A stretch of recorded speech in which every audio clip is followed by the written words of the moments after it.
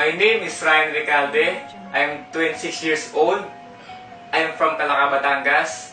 At dati po akong kargador ng tubo. Audio Jungle. Na-involve ako sa Alliance in Motion Global when I was 19 years old. First timer! Before, working student ako sa Adventist University of the Philippines. Nag-work ako sa printing press.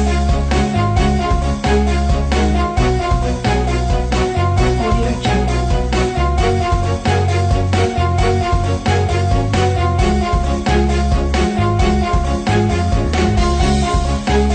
Audio Jungle. At dito na-introduce sa akin ng AIM Global.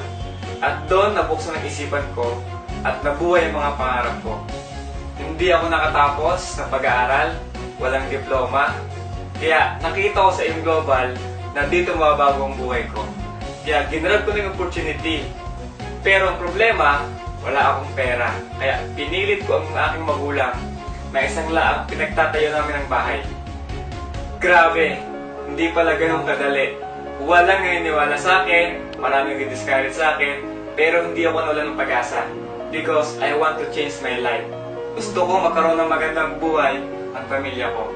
Sa awa tulong ng Diyos, after 6 months doing this business, binayaan ako ng brand new car, Lancer GLX.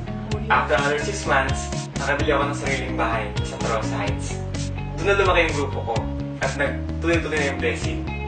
My second car is a sports car, Hyundai Genesis Coupe. At nakapatayo din ako ng bahay sa Batangas. And my latest car is Montero Sports 2014. At kakabili ko lang ng condo sa ADV Avenue Tower, malapit lang sa office.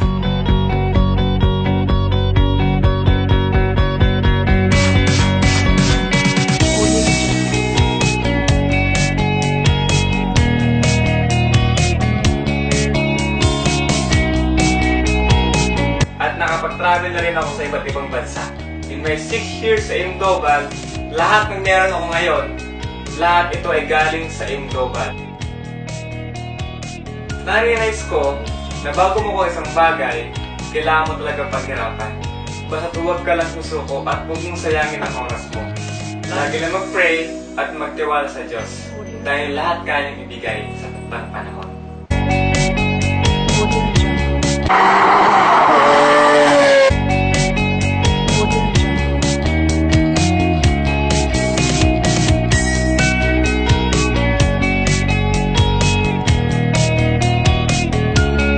Audio Jungle.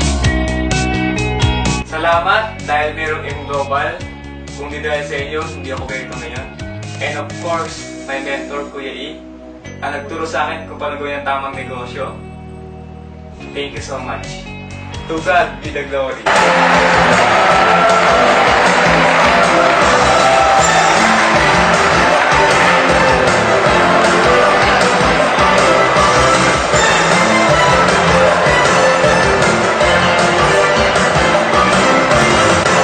Alliance in Motion Global, these awards makes me inspired.